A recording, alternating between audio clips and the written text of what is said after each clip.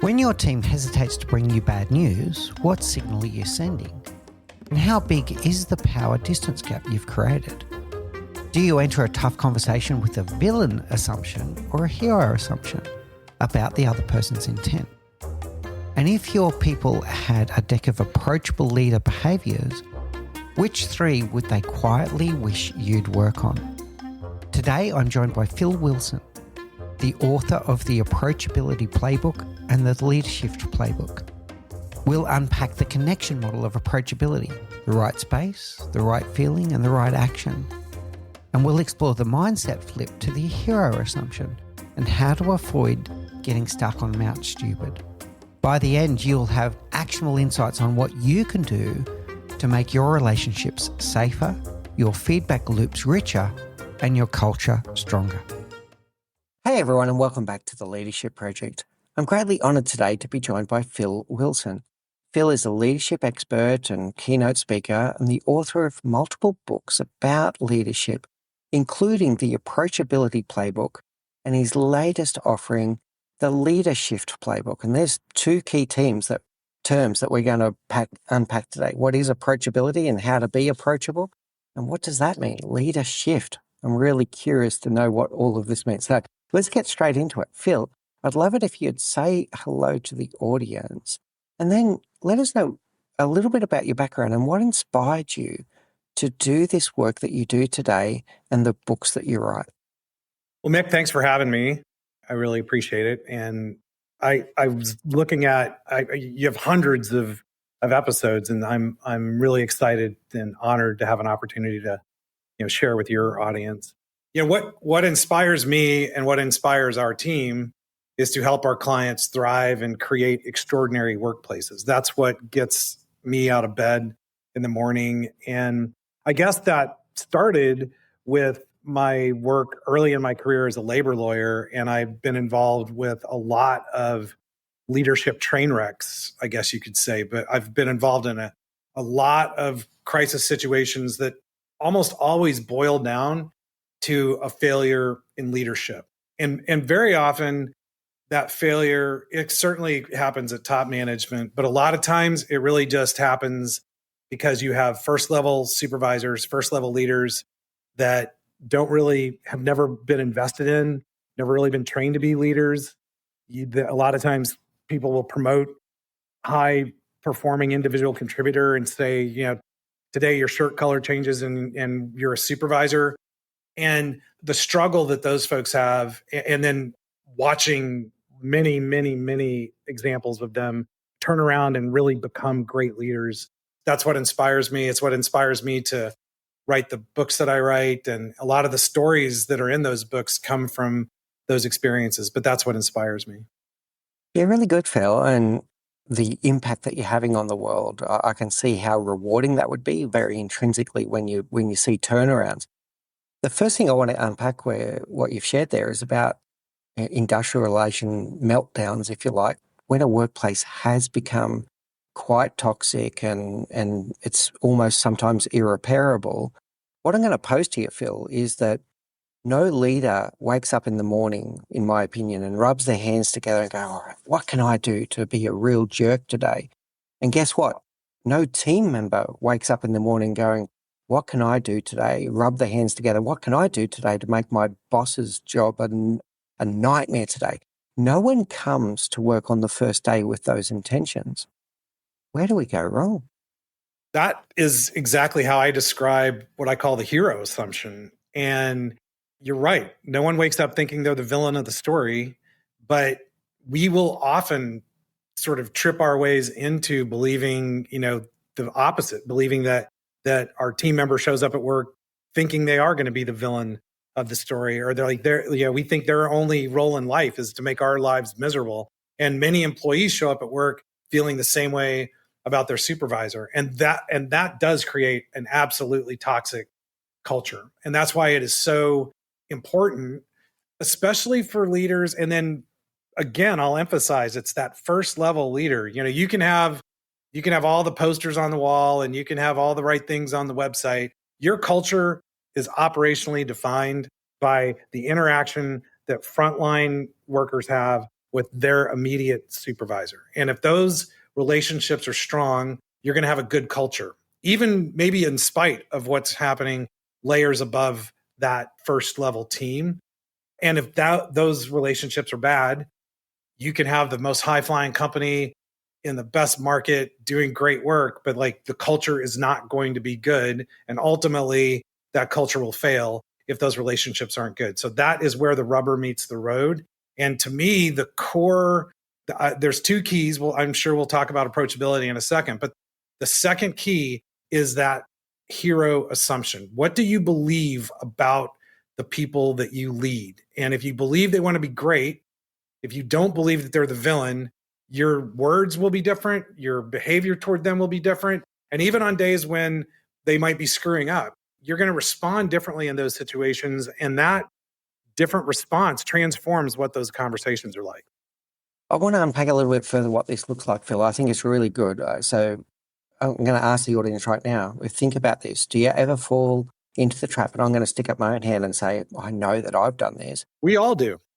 Do you ever fall into the trap where your first thought is, they did that on purpose. They're such a jerk. If you're falling into that, whether it's you're the team leader and you're thinking that of your people, or you're the team member and you're thinking that of your boss, if you're falling into the trap, they did that on purpose. They're out to get me. They're trying to bring the team down. They're a jerk.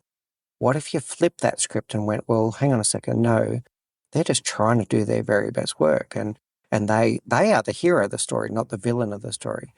How do we take the first step, Phil? If we do fall into the trap of, it might be someone listening to this on the way to work now going, oh, shit, yeah, I do that. How do they take the first step to check in with themselves? Well, first of all, your brain is wired to make the villain assumption. It's called actor-observer bias. If you do happen to be driving while listening to this podcast, if someone were to pull right in front of you, your immediate reaction to that is going to be, what a jerk, right? But if you were to try to squeeze in and someone's not letting you in, and you kind of squeeze in to the lane in front of you, your reaction is going to be what? You're a good driver. They're the jerk, right? That's actor-observer bias. And we do exactly the same thing at work. If somebody, if we screw up something, we have all of the context around us, right? We were under a deadline. We didn't have enough information. We didn't have the right tools, all the different things that happen. And we're able to explain like why this bad thing occurred. But when it's one of our teammates, we just are outside looking in, observing. And when someone else screws up, our brain is just hardwired to go, there is something wrong with that person. Like they're the failure, and we judge them. All right. So that is hardwiring. Here's the other terrible hardwiring that we have, which is called confirmation bias. Once I have concluded that you're the villain, I literally will only see evidence that you're a villain. And even if I am confronted with evidence that says you're the hero, I will ignore that because it doesn't confirm the bias that I already have, which is that you're the villain. So these are two hardwired into your brain things that you have to overcome as a leader. And so here's like a quick tactic that you can use to do that. And it's called the pattern interrupt. So the first thing that you have to do is spend a little bit of time thinking about what are common examples where someone on your team does something where you slip into your wiring of actor observer bias and confirmation bias. And you'll have to reflect a little bit on what are those sort of common times where you get a little bit triggered and you're like, oh, there they go again, they're screwing up. And then figure out a way to interrupt the pattern. And so let's just use a really simple example, but you see somebody who is doing this operation that is technically not the easiest thing to do, and it gets messed up pretty commonly. And as soon as you see someone mess it up, because it's something you used to do and you were really good at it, you look at them and you want to just go like, oh, there they go again. They've messed it up, right? The pattern interrupt is basically as soon as you feel yourself going into that space, how can you flip that? How can you reverse it?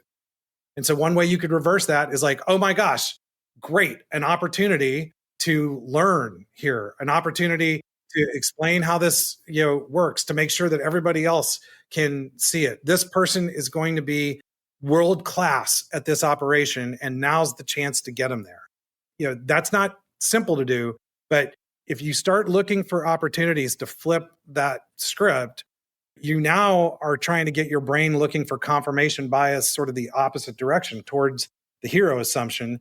And that will change the interaction. Really good, Phil. So I'm loving this pattern interrupt. The things that I'm picking up as I'm listening to the whole story here is that it starts with awareness that your brain is naturally going to go to the villain assumption. That's a key step. Awareness of confirmation bias to go, am I only seeing the things that confirm what I already believe, or am I truly being objective of the evidence in front of me? And then if I start taking a hero assumption, I'm starting to maybe come up with more innocent explanations of their behavior. Instead of the jumping to the villain assumption, I'm starting to go, well, is there one, two, or even three more innocent explanations of why they did that in the way that they did it? And now curiosity is going to kick in and we're going to have a conversation about it. Instead of leaving it as a unspoken assumption, oh, what a jerk, and then grumble off on your day, stop and go, hey, tell me more about, what are you trying to achieve here? And then having a dialogue. How does that sound? Yeah. And I love the way that you're talking about this is coming from a place of curiosity, right? Like, don't go in thinking you have all the answers. You don't. And people probably used to do that operation differently before you learned how to do it, however you know how to do it. And somebody may be coming up with an even better way to do it. So if you go into a situation like that, where instead of going in and going, let me show you the right way to do it or how I do it, if you come at it from a place of curiosity, you were going to start asking questions, right? Again, make the hero assumption. This person wants to do great work. They want to be great. They are great. Okay. So now when you see them do what looks to you like a mistake and you have different experience and maybe it is a mistake, but when you see that, your first thing should be curiosity about that. What were you seeing when you made that move? What else was going on that made you approach it like that? Have you tried that before? Are you trying something new? If you approach it like that, you're not judging them now. You're trying to learn for yourself. You might even collaboratively come up with a whole different way of doing something. That is the entire lean movement and Toyota production and Kaizen and all of that is basically founded on this idea that the person closest to the work actually knows more than anybody. And so being curious about what they're doing, listening to their feedback about what they're doing, that is a place you're coming to it from the hero assumption. Now, they may have made a mistake and may learn from that mistake, but it's going to be a lot different than you coming in and going, get out of the way. Let me show you how to do it. Do it like that next time you get a chance to do it. And then they're just going to be mad at you for being a jerk and micromanaging them. And no one gets a chance to learn. Yeah, and then they're going to put you into the villain column straight away as well. So it's going to be bilateral. All right, so we've got our first powerful takeaway, team. Have a think about this. Have a think that you're hardwired for the villain assumption. Notice a name when it happens and see how you can reframe to a hero assumption. Okay, well, they had good intentions. What were they trying to achieve? And then have a dialogue about it. Use the curiosity. And I think that you can then co-create an answer to their problem whilst also giving them some guidance based on your experience. Okay, I see now. I see what you're trying to do. Have you thought about this way? But it's a dialogue now. You're co-creating together from different perspectives. Yeah. And just one other sort of like very practical thing would be, assume this is your best friend doing it, or assume like you probably already have some favorites that work for you and some people that maybe are not your favorites, right? If this was one of your favorite team members, how would you respond versus maybe somebody that's not your favorite? Okay. Like that behavior of pretend like they are your best worker or pretend like they are your best friend, you're going to enter that interaction in the correct way. You're going to enter that interaction with the hero assumption being made. And again, your words and your behavior will be different and they will feel that and they will respond differently towards you. Really powerful, Phil. You've given us something that we can all start doing straight away. Thank you so much. Now, during that conversation, you also mentioned that approachability is going to be another ingredient in this. And you are the author of the book, The Approachability Playbook. First of all, what does approachability look like and how does it help us in this situation? Yeah. one fundamental concept before I get into the model, the fundamental concept is this idea of power distance. So in any power dynamic, power relationship, there's someone in the higher power position and someone in the lower power position. And in any time you have that, people have varying relationships to people in power. And you can imagine, like a doctor and a patient. How do you interact with your doctor? And some people know their doctor really well and have gone to him for a long time, and they'll tell their doctor anything. And then some people are nervous and their blood pressure goes up before they go in, and they're worried about what do they tell the doctor. A lot of people won't share stuff that they probably should share with their doctor because of that relationship. There's a lot of other examples. You're driving down the road and there's flashing lights behind you. Your first thought is probably not you're getting pulled over to get like Citizen of the Month, right? So that feeling that you get, that's power distance. So employees have that same feeling toward their supervisor. Now, sometimes that relationship is low power distance. It's like the doctor that you've gone to for your whole life and you feel comfortable and safe sharing anything with them. But oftentimes that relationship there's a lot wider power distance. And the problem with wide power distance is we behave differently. We don't share things that we maybe should or could. We're afraid to make suggestions. We'd rather understand I'd rather just agree with you than tell you what I actually think. I will avoid coming to you until things are just so out of hand that I don't have any other alternative. There's all kinds of negative things that happen when power distance is wide. And so a big thing that we teach is you as a leader need to understand there is this thing called power distance, and your goal should be to shrink power distance as much as you can. So that's foundational. And then how do you do that? You do that by being approachable. And the way that you build approachability with your team, there's basically 3 building blocks.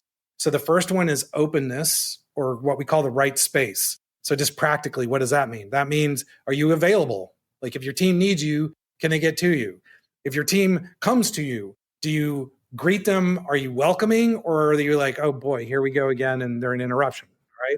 So you need to have kind of a welcome mat out as a leader. That's openness or right space. The second component is understanding, or what we call right feeling. So that's, do you listen? When someone is talking to you, are you listening to figure out what you're going to say next? Or are you listening to really understand what it is that they're asking you about? This is Covey's, seek to understand before you seek to be understood. Okay. So that's the center component. We call that right feeling. Do people leave feeling better that they came to you than when they arrived? The third component is support, or what's called right action. And support is just simply, do you walk your talk? You can be open and available. You can listen really well, and they leave, and you've agreed on a couple things you're going to do. But if you don't do them, you might as well just be a jerk at the beginning and save everybody a lot of time, right? So you need to be reliable. You need to be trustworthy. You need to be somebody who does what they say that they're going to do. So those are the 3 components of being approachable. And we call that the connection model. But if you are doing those 3 things consistently, you will have strong, high connection, low power distance relationships with your team, and they will feel safe and comfortable sharing suggestions or concerns. Anything that's on their mind, they'll feel safe and comfortable, not just sharing with you, but being real with you. Great, Phil. We're getting some really powerful takeaways here that people can do. I'm going to share with you what I was thinking as you were talking. And I was thinking about the power distance, and it's very easy for us to underestimate this and think that we are the approachable one in the office. And here's the exercise I'm going to invite the audience to do. Have you ever had a boss or a situation where you were nervous going to tell your boss some bad news, or you have a question but you don't know how to even start the conversation? That's power distance. Now that's you in the team member seat and you're going to your boss. Now imagine, now you're 180, now look at your team. Are they feeling that when they approach you? Are they getting nervous and scripting in their head exactly what they're going to say to you before they even say it? Or are they going, oh, like you said before, oh shit, here comes the boss. We better look busy or something like. I can't explain it that well, but put yourself in their shoes for a moment. Yeah, put yourself in their shoes for a moment, because you've had that same thing. And then what you can do is Yeah, go Phil. Yeah. It's like two quick things that relate to that. Those are great examples. So the first one is, this is not just a work thing, right? You have power distance with your spouse. You have power distance with your kids. So all of your relationships, there is a component of this happening. And again, the goal should always be to shrink that power distance. The other part about this, Mick, that makes it a lot more challenging, it is a subconscious thing, right? Like, you don't consciously go, my boss is, going to eat me like a saber-toothed tiger. But like the wiring in the primitive part of your brain, you go into fight, flight, or freeze when you are confronted with this power relationship. And so, because you're not thinking it consciously, the leader is the one who has to be thinking about it. And so what is the leader doing to think about that? You are observing the person who is approaching you, or maybe even not approaching you, right? Like, if you like are working your way through the warehouse, and this one person always scatters to go away from wherever you are, that's an observable behavior, right? They don't want to physically be around you. But nervous behavior, the words that you speak, what's called mitigated speech, and even behavior, Mick. So I say I'm going to do one thing, but I don't. I would rather tell you, yeah, sure, boss, I'll get that done, and then just not do it because I don't know how, and just hope you never follow up with me, right? That would be a behavioral example of power distance. I don't feel safe telling you I don't know how to do this. So it's incumbent on the leader to be on the lookout for these signs of power distance. It's not the follower a lot of times doesn't even really understand it, other than they just get nervous around their boss. Yeah, really good, Phil. So the action I want people to think about is, ask yourself that question. Do you have a power distance between you and your boss? And then ask yourself the question, is there a power distance between you and your team? And if you answer no, I think you're probably kidding yourself. And then think about, what can I do to shrink that power distance so I am open and approachable? And through these skills that Phil is talking about, listening to understand, don't just listen to wait for your turn to respond, or listen for the thing, confirmation bias again, by the way, Phil, listening to the things that confirm what you already believe. You walk away from that conversation no wiser than when you start, and the person doesn't feel heard. So making them feel seen, making them feel heard, because you're listening to understand cognitively and understand emotionally, not just the content. How do they feel right now? That's what true listening looks like. And then making sure that your actions match your words to build the trust. Because if they trust you that you are going to act on what they shared with you, they'll share again the next time. If they share things with you and you do nothing, they'll eventually just shut up. Am I right? Yeah, right. Here's another pro tip. The easy button here, like, ask your team, do they feel safe and comfortable approaching you? And if that conversation makes your stomach tighten up a little bit, you've already answered the question, right? So one of the exercises we teach in our workshop is, we have a little stack of cards. And on that stack of cards, there is a listing of approachable leader behaviors. And on the flip side of each card is the opposite, like the unapproachable version of that behavior. And a really simple exercise that you can do is to give your teammates this stack of cards and go, I want you to flip through these cards, and I want you to pick 3 things on here that you think that I do well, that you'd like me to keep doing.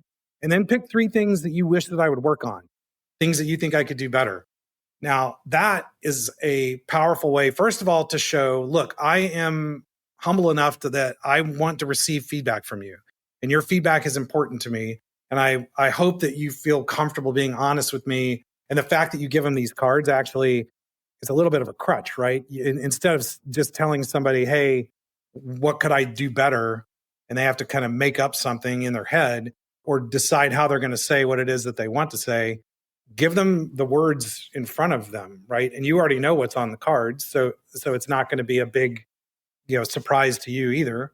And then have that conversation. And again, if that feels uncomfortable, then you're not approachable.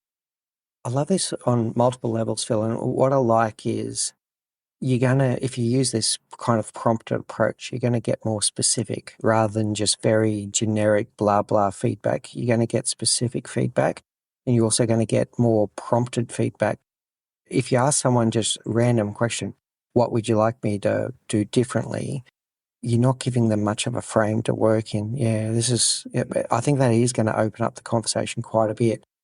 And the key thing here is what you were saying about the gut feel, just asking the question. If you're already nervous about the answer, you might have a problem. And on top of that, if no one is giving you feedback, that doesn't mean that there's no feedback to give. Or if all they're telling you is, yeah, boss, you're doing a great job. I don't believe that. You lean in a bit more. No one is perfect. No one is perfect. Yeah. Another telltale sign that you are not approachable as a leader is either you don't get any feedback, you only get positive feedback. And then the third one is you only get like really bad news.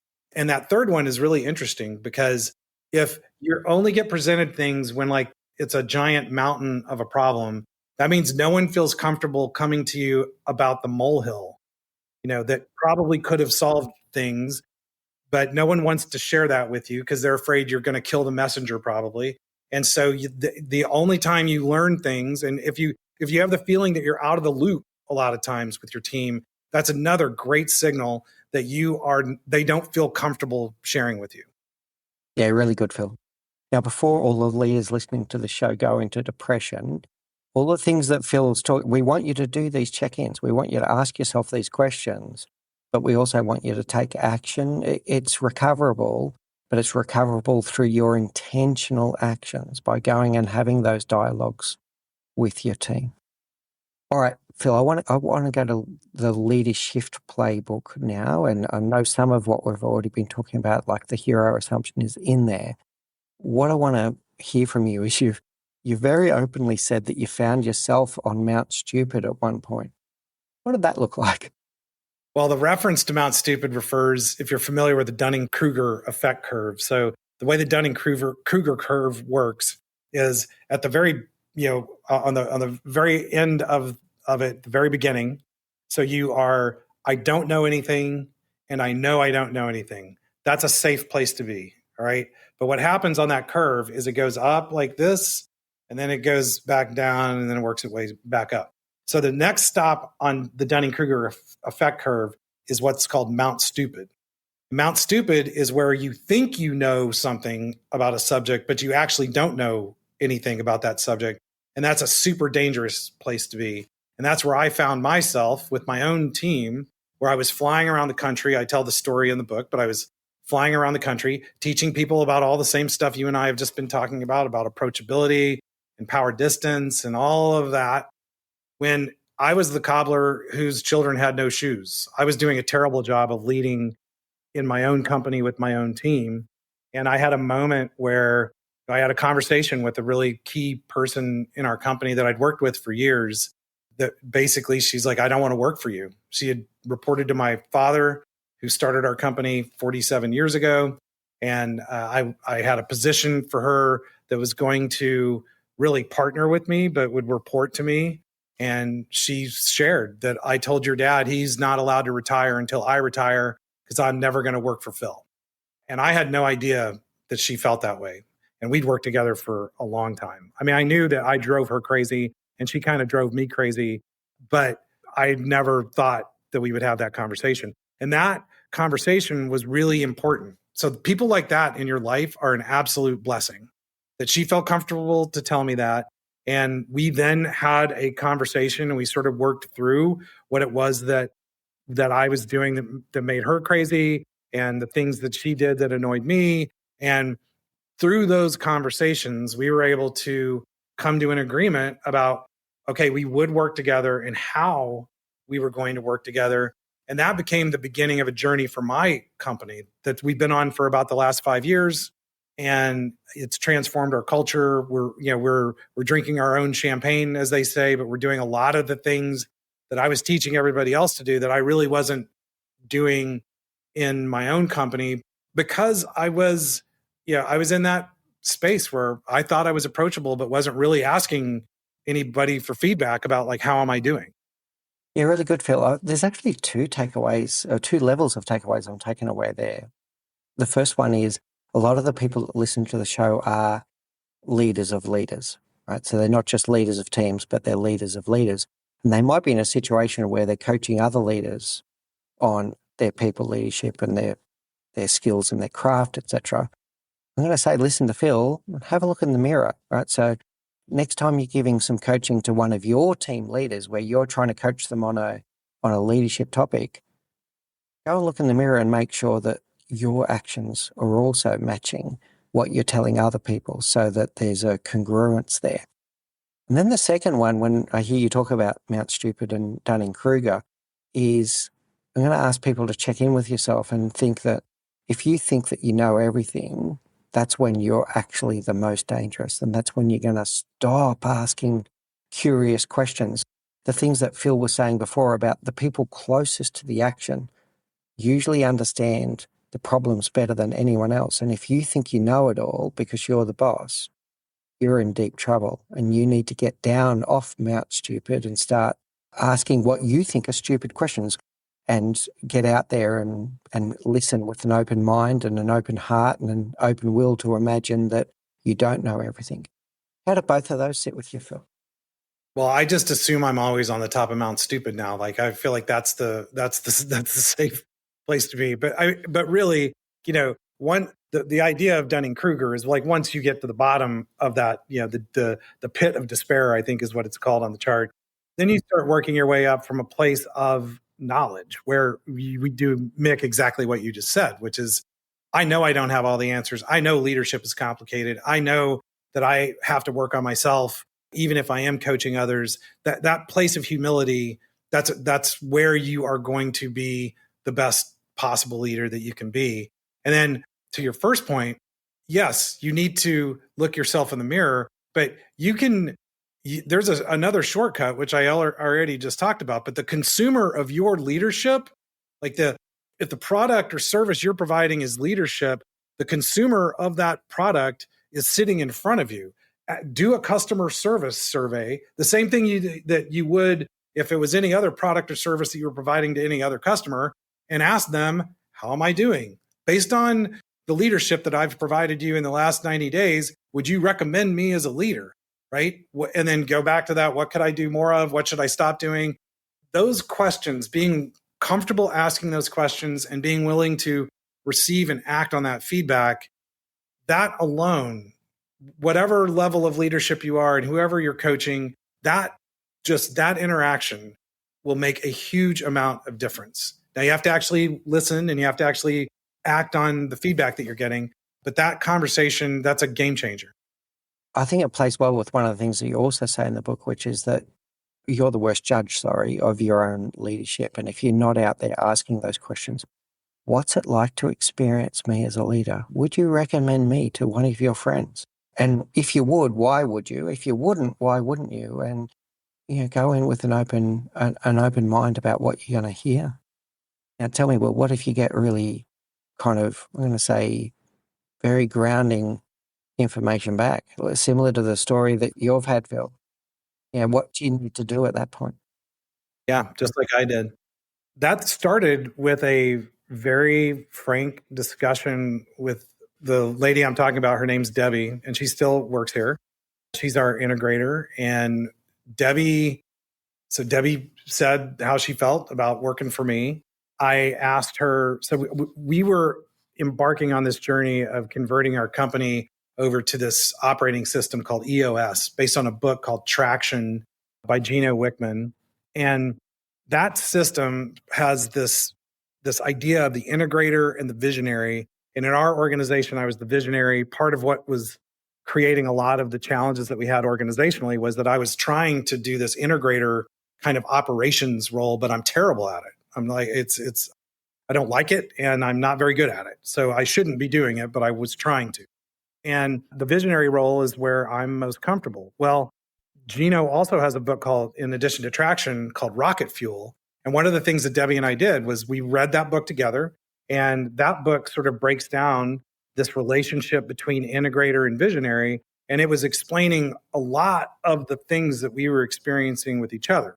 And so then we had very direct conversations, and we even reached a formal agreement as to these were things that Debbie needed to feel that I was committing to, in order for her to take the step to trust me to go into this role.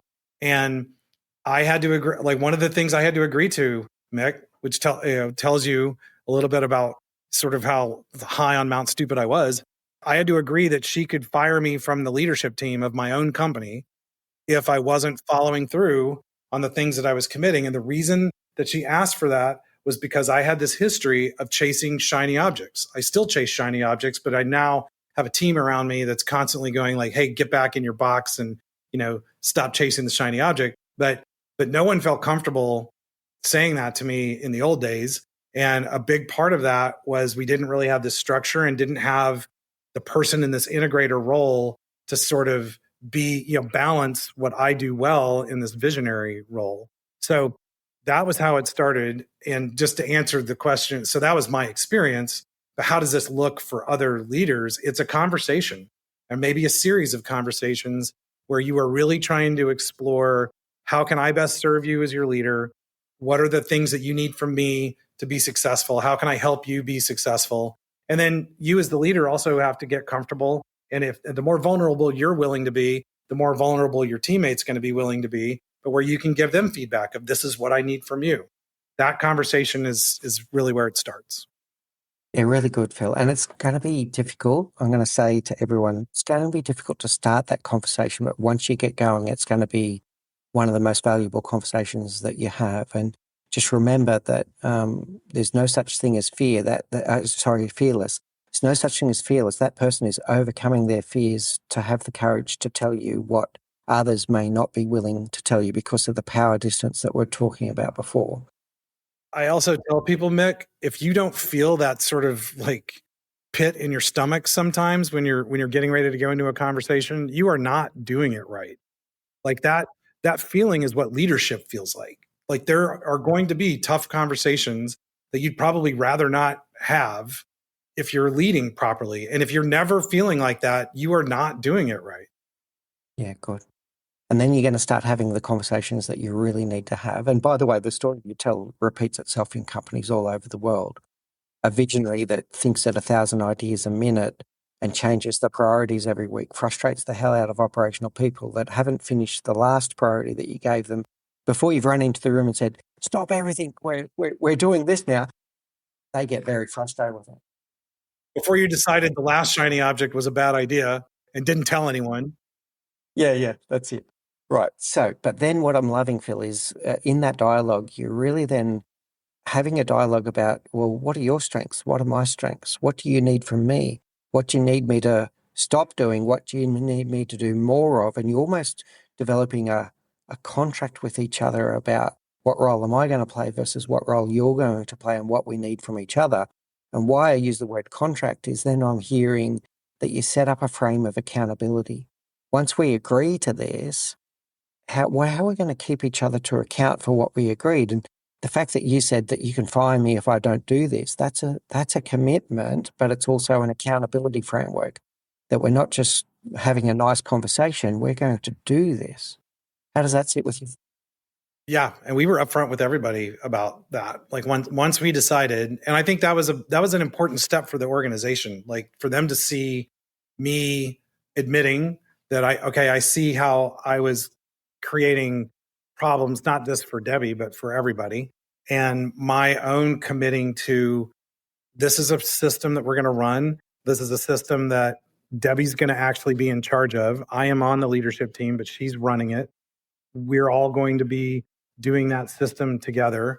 And then, of course, you have to prove it through your walk, right?